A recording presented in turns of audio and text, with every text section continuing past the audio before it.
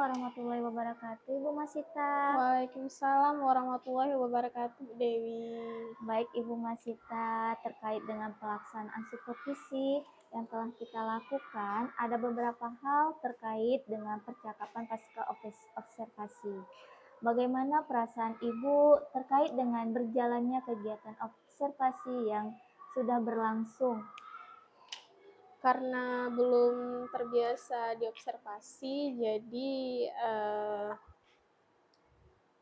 saya belum terbiasa diamati oleh supervisor sehingga merasa sedikit nervous. Oke, benar sekali Ibu Masita. Dikarenakan observasi itu sesekali dilakukan, sehingga ketika kita diobservasi ada rasa nervous itu ya Ibu.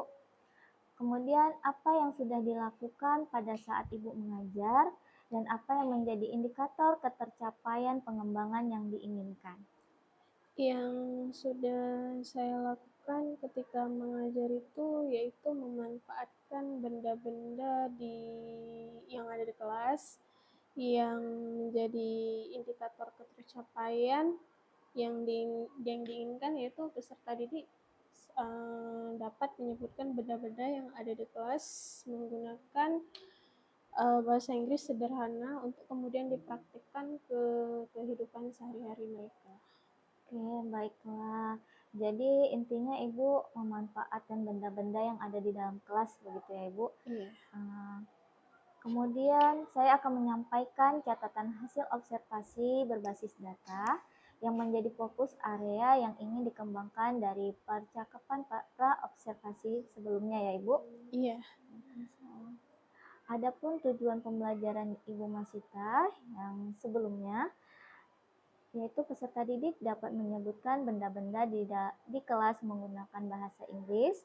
Peserta didik dapat mengidentifikasi benda-benda berdasarkan konsep singular dan plural. Kemudian peserta didik mampu mengucapkan ada sebuah atau ada beberapa berdasarkan konsep singular dan plural. Kemudian area pengembangan yang hendak dicapai, peserta didik dapat memperdalam pengetahuan mengenai benda-benda di dalam kelas menggunakan bahasa Inggris dan dapat diterapkan dalam kehidupan sehari-hari baik di kelas maupun di sekolah, serta menyesuaikan benda media yang akan digunakan sesuai dengan materi pembelajaran. Strategi yang dipersiapkan yaitu pembelajaran yang dilakukan menggunakan pembelajaran berdiferensiasi yang diinterpretasikan dengan sosial dan emosional dan membagi kelompok sesuai dengan gaya belajar peserta didik dan menggunakan model ALS, teknik yang sesuai bagi peserta didik tingkat SD. Kemudian metode pembelajaran menggunakan diskusi kelompok, penugasan, dan tanya jawab. Nah, demikianlah data-data yang saya amati ketika melakukan observasi bersama Ibu Masita dan melaksanakan pra-observasinya yang sebelumnya. Kemudian, apa yang ingin dikembangkan berdasarkan hasil supervisi yang telah Ibu lakukan? Saya rasa peserta didik dapat menerapkan pembelajaran bahasa Inggris mengenai benda-benda yang ada di kelas dan dapat diterapkan dimanapun, kemudian dengan menggunakan bahasa Inggris yang sederhana saja. Nantinya mereka dapat membuat kalimat-kalimat dengan menggunakan bahasa Inggris sesuai dengan capaian pembelajaran tadi. Ya, berarti Bu Masita ingin mereka itu bisa membuat kalimat gitu ya Bu ya? Iya, kalimat. Dengan menggunakan kata-kata yang telah dipelajarin. Iya. Kemudian tindakan apa yang Ibu lakukan agar tercapai area yang ingin Ibu kembangkan? Tindakan konkret, saya mengajarkan siswa dengan mengajari mereka vocabulary yang benar, karena fokus dalam pembelajaran bahasa itu ya dimulai dari vocabulary-nya dulu. Oke, iya, saya setuju sekali dengan tindakan Ibu, karena dalam bahasa Inggris pengucapan vocabulary yang benar adalah tindakan yang sangat tepat ya Bu. Kemudian apa yang dapat Ibu simpulkan dari pelaksanaan supervisi yang telah kita lakukan mulai dari pra-observasi, observasi, dan pasca observasi kali ini Bu? Pada kegiatan pra-observasi, di mana saya melakukan persiapan apa saja yang akan saya gunakan ketika saya memasuki kelas. Kemudian observasi, kegiatan saya mengajar dan diamati oleh supervisor itu menjadi hal yang sangat menarik, karena saya akan diamati dalam cara mengajar saya yang akan menjadi perbaikan saya untuk kedepannya. Begitu. Kemudian pasca observasi kegiatan yang dilakukan setelah observasi, sehingga saya dapat mengetahui yang dapat saya perbaiki pada kemudian hari nanti. Oke, baik Ibu Masita, benar sekali apa yang Ibu bilang.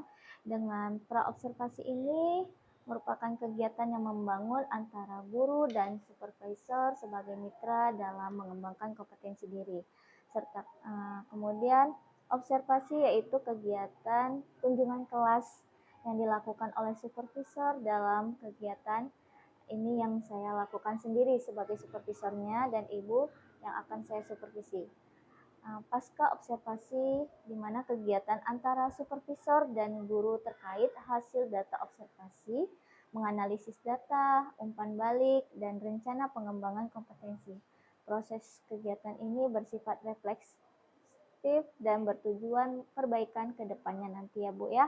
Terima kasih Ibu Masita. Sama-sama Bu Saya sudah Dewi. melakukan pra-observasi, observasi, dan sekarang sudah melakukan pasca observasi. Semoga kedepannya nanti kita semua lebih baik lagi dalam mengajar. Amin, ya Rabbal Alamin.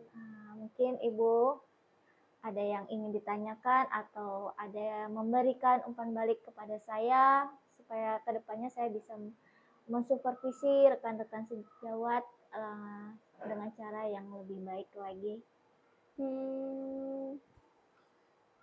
Sepertinya ya, kalau bagi saya kegiatan seperti ini harus dipertahankan karena yang pertama nggak semua orang itu bisa melakukan supervisi, karena supervisi itu biasanya kan kepala sekolah, ya kan? Ini kegiatan yang bagus gitu, jadi kan nanti yang belum menjadi guru penggerak termotivasi untuk menjadi guru penggerak. Iya, terima kasih Bu Masita. Iya, sama-sama Bu Dewi. Assalamualaikum. Waalaikumsalam.